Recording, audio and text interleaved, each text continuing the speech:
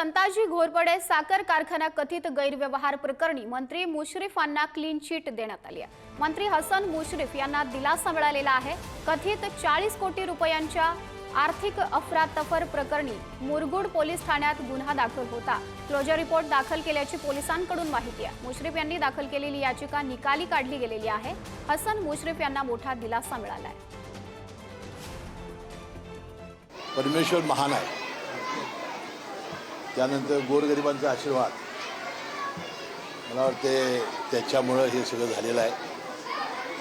मी या सर्व परमेश्वराचे आभार मानेन।